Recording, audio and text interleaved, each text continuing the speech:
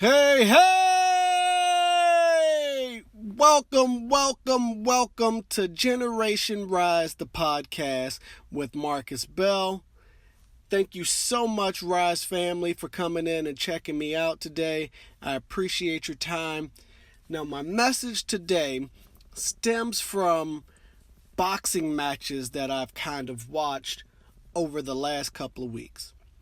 So, a few weeks ago, there was a boxing match that I watched with a guy by the name of Teofimo Lopez, and he was going up against a guy by the name of Vasyl Lomachenko.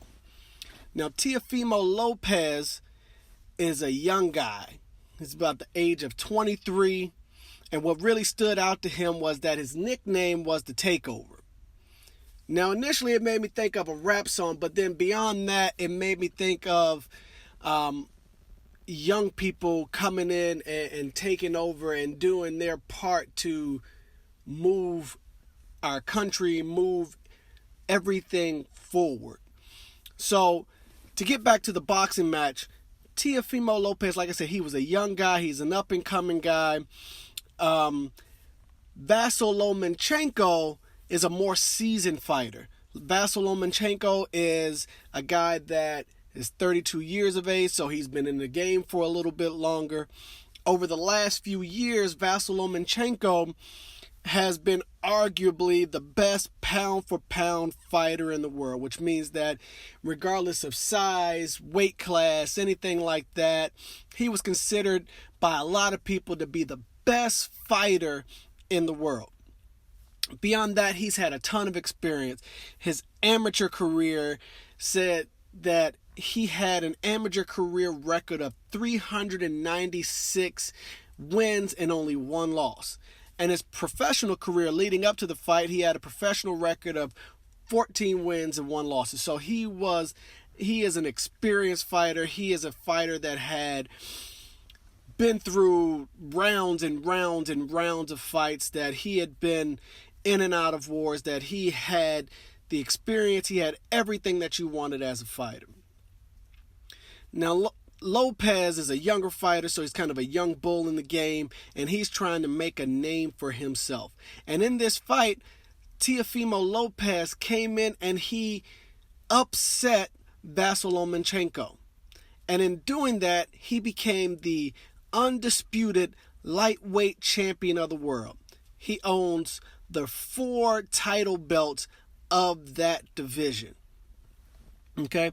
And the first thing I want to say is that for my young Rise family is that if you want to take over something, the first thing you have to do is that you have to take a risk. You have to step up. You have to step out and overcome the challenges that are in front of you. You have to position yourself to take over to get to the next level. Now, the other thing that this fight and the nickname Takeover made me think about was a Common and John Legend song, Glory, that was popular a couple of years ago. And in that song, Common had a line in there that said, "No one can win a war individually. It takes the wisdom of the elders and young people's energy." Right? And as I was thinking about Vasyl Lomachenko against Lopez, and then like a week or two later, there was a fight with 2 guys by the name of Gervonta Davis and Leo Santa Cruz. And it's a similar situation. Gervonta Davis is a 26-year-old guy that's still kind of young and coming into himself as a fighter, and he's up and coming. And Leo Santa Cruz is an older fighter at the age of 32, and he's been through a lot of the wars in the division. And Leo Santa Cruz, as a professional, is 37-2. So he's on the pound-for-pound list as one of the best fighters in the world. And Gervonta Davis is kind of trying to find his footing. And Gervonta Davis ended up knocking out Leo Santa Cruz in the fight. So he was able to step up and start making a name for himself and showing that he was serious in this division as a fighter. Now, what I also want you guys to realize, my Rise family to realize, is that these 2 fighters They stepped up, they fought the best in their division or one of the best fighters in their divisions. They took the risk and they received the dividends for that. But what you have to realize is that these guys did not do it alone. These guys had seasoned people, trainers that had been investing in them, that had been preparing them for these particular moments. So Teofimo Lopez's trainer is his father. No doubt that his father knows him and what he's capable of and how to motivate him and how to get him to do the things that he wants him to do because he's his father. He knows him best of anybody in the world in many cases. And Gervonta Davis's trainer is a guy by the name of Calvin Ford, who had been training and working with Gervonta Davis since he was like 7 years old. So these guys have a vested interest in these two fighters, that they have knowledge, they have experience that they can sow into these young fighters to get them to the point of being world champions, to get them to the point where they can move to the top of the boxing world. They were able to motivate them, they were able to prepare them, they were able to sow in their knowledge, sow in their experience, sow in their wisdom into these fighters to make them propel, make them to get to the level where they can be the best, get to the level where they can be successful, get to the level where they can attain and pull out the greatness that they have within them. Now, another thing that stood out to me is as I was listening to Lopez give an interview or a podcast or something after the fight, he said something that stood out to me. He said that everybody wants to be Money Mayweather. However, in order to be like Money Mayweather, you first have to be Pretty Boy Floyd. Now, the person that he's talking about in this statement is a boxer by the name of Floyd Mayweather. I imagine that a lot of my Rise family know who Floyd Mayweather is. Floyd Mayweather for a long time was the pound for pound best fighter in the world for a long time. And the thing about Floyd Mayweather is that Floyd Mayweather, his nickname when he first started fighting was Pretty Boy Floyd Mayweather. And in the early parts of his career, Floyd Mayweather did a lot of groundwork to get to the point where he could be considered the best fighter in the world, to get to the point where he can get the big money fights and that he can kind of control his own destiny in the fight game. As he was Pretty Boy Floyd, he fought some of the best competition out there. He fought fighters like Diego Corrales, Arturo Gatti, Jose Luis Castillo, Zab Judah. And if you go back and look at those fights and look at those fighters, those are some of the best fighters at the time. He was taking them on, and oftentimes he was beating those guys convincingly when he fought them. He didn't start changing his style up a little bit until after the fact of when he changed his moniker or his nickname to Money Mayweather.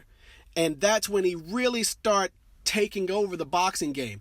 That was when after he fought Oscar De La Hoya, whose nickname was the Golden Boy, he fought Oscar De La Hoya and beat Oscar De La Hoya, and that's when he started really taking over the boxing game.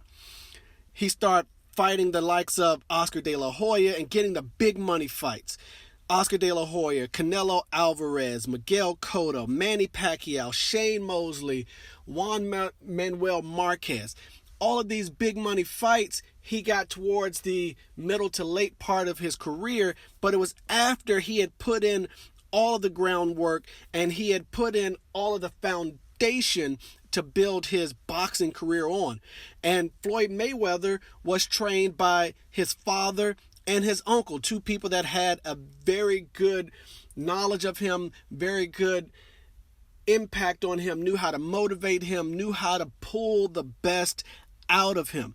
So, like I said, in the quote it says, no one can win a war alone. He had to have other people to help him go in, and sports are oftentimes referred to in war or military type of ways. I'm a warrior, I'm a soldier. You hear that a lot out of athletes and things like that. But No one can win a war alone. You have to have help to go out and be successful. You have to have help to go out and be great. You have to have help to be the best. You cannot do it alone. You can start things alone, but eventually you're going to need somebody else to pour into you to help you get to the next level, to help you open up a door, to help you go to where it is that you want to go. So this goes beyond just boxing. You can look at football. The quarterbacks that are real hot right now, all of them had to sit behind somebody else, or not all, many of them had to sit behind somebody else before they got their opportunity to go out and show what they were really capable of.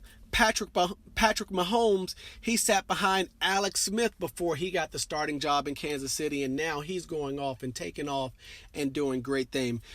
Tua Tagovailoa sat behind Ryan Fitzpatrick for a while. Lamar Jackson sat behind Joe Flacco. And even Aaron Rodgers, who is an older quarterback in the game right now, he was a first-round draft pick, and he had to sit a couple years behind Brett Favre, who's a Hall of Fame quarterback, before he got the opportunity to go out and really show what he can do on his own. So, to get back to that line from Common, the wisdom of the elders and young people's energy. So these guys were able to get wisdom from people they sat behind before they were able to position themselves to take over. So sometimes you have to sit back and you have to listen. You have to learn before you are able to take over. You have to learn to prepare. You have to learn to listen. You have to learn to trust. You have to learn to believe not just in yourself. You have to learn to believe in others. You have to learn to adjust. You have to learn to adapt. You have to learn when and how to speak. And then sometimes you have to learn when to let your silence speak for itself. These are all things that you end up learning from other people by watching other people, by seeing how other people do things. And wisdom does not come from experience alone. In wisdom, you must gain knowledge and understanding from the experience that you go through. And then you must be able to apply it to impact your good judgment. So if you only have experiences and you don't learn anything from your experiences, that's not going to help you to get to where you want. The way that you get wisdom is by having the experience and then being able to gain the knowledge and understanding from that experiences, and then being able to apply those things to your life in a good way. So the other way, and I thank God because God gave me this on my way here to record this podcast. If you really want to be able to take over, you have to really exercise what I'm going to call the 4 P's. Prepare, position, prove, and propel. Prepare, position, prove, and propel. So the foundation for anything is your preparation. I always say that everything starts with a plan. You want to build a house, you have to create a blueprint before you're able to start building. You have to prepare. So if you want to be an athlete, you have to prepare to be an athlete, which means you got to listen. You have to lift weights. You have to study. You have to learn the playbook. You have to do the things to eat right. You have to do all the different things to prepare to be an athlete. Beyond preparing, you have to position yourself to do that. So sometimes that means that you have to sit under somebody. Sometimes that means you might have to play a different position first before you get to where you want to go. Sometimes that means you have to do something that you don't really want to position yourself to get to where you want to go. You have to humble yourself sometimes to position yourself to where you want to go. And after you position yourself and you get somebody that believes in you, you have to prove that you can do what you think you can do or what you believe you can do. So as a quarterback, you may have to sit behind an Alex Smith first, and then once Alex Smith is out of the way, you have to prove that you are the franchise quarterback that the team believes in, that you believe that you can be. And after you prove yourself, then you can propel yourself forward to go to stardom and to go to the greatness and do the great things consistently. But here's the thing about these 4 P's is that if you stop doing any of these things, then it all starts to come back down. And it may be a gradual thing, but sometimes it may just all fall apart. So if you stop preparing, then everything else starts to fall out of whack. So if you stop preparing, then you start to lose some of that position that you have created for yourself. And then at some point, if you start to lose that position that you've created, then people are not going to give you the opportunity to prove what it is that you can do. Which means that if you can't prove what you can do, you can no longer propel to go forward, to go to those higher levels. So you always have to continue to prepare. You always have to position yourself. You always have to continue to prove yourself so that you can continue to propel yourself forward to the things that you want, to propel yourself forward to the greatness that you have, and to propel yourself forward to the next level. Now, people that are able to continue to take over, they constantly prepare, position, prove, and propel themselves for current and future opportunities. So even if you're an athlete, you can continue to prepare, position, prove, and propel yourself for opportunities that are outside of football. Look at Magic Johnson. Look at LeBron James. LeBron James has an ownership stake in a European soccer team. He has an ownership stake in a pizza chain. He has an ownership stake in his own production company to produce his own short films and things of that sort. So LeBron James is constantly preparing, positioning, proving, and propelling himself for basketball and beyond. Magic Johnson does it also. He owns a stake in Starbucks. He owns a stake in, he used to own a percentage of the Los Angeles Lakers, owns a stake in the Los Angeles Dodgers. He's a business guru. He is consistently preparing, positioning, proving, and propelling consistently. Floyd Mayweather, when he was a fighter and he changed over from being Pretty Boy Floyd to Money Mayweather, at that time he fired his production company. Well, not fired. He bought himself out of his production company contract, which was Top Rank at the time, I believe. He bought himself out of it so that he started his own production company, and then he started to be a part of producing his own fights. So that is a major thing. So now he's able to sign fighters under his own production label. One of those fighters is Gervonta Davis. Floyd Mayweather is a mentor to Gervonta Davis. So he's able to now pour into other fighters and help them along and continue his career in boxing in a different way. So you have to consistently prepare, position, prove, and propel to the next level. And as I'm sitting here thinking about it, and I'm thinking about the current climate of our country right now as we are in the midst of a presidential election cycle, I want to let all of my young Rise Generation family know that before you can take over, you have to get involved. So you have to prepare, right? You have to position yourself. You have to play the game before you can take over and change the game.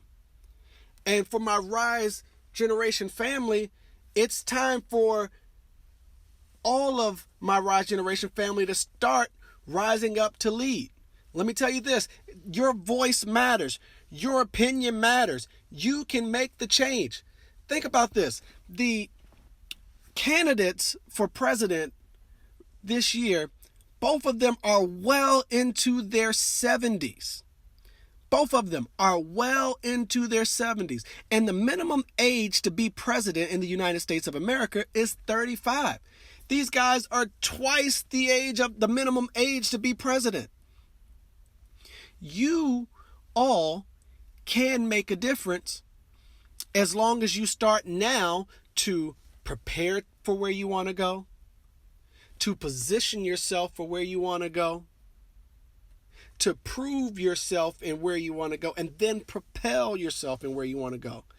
The youngest president that was ever elected in the United States is John F. Kennedy. He was 43 years old. The youngest president of all in the United States was Theodore Roosevelt. He was the president at 42 after the assassination of the 25th president of the United States, William McKinley.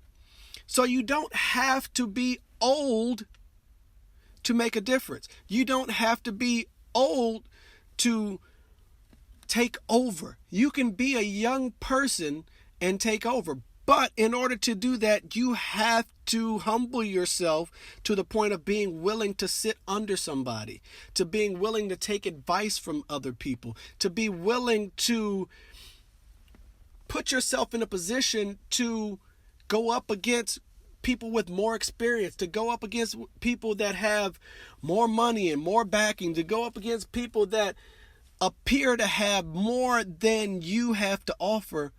But if you know that you have greatness inside of you, if you know that you have God inside of you, you know that He will prepare you for anything that you go up against, then you can do it. Prepare. Prepare. That's the foundation of anything, is preparation. Prepare, position, prove, propel. Prepare, position, prove, propel. You can do all of those things, but you have to be willing to go through the process. I keep saying it. You cannot have progress without the process.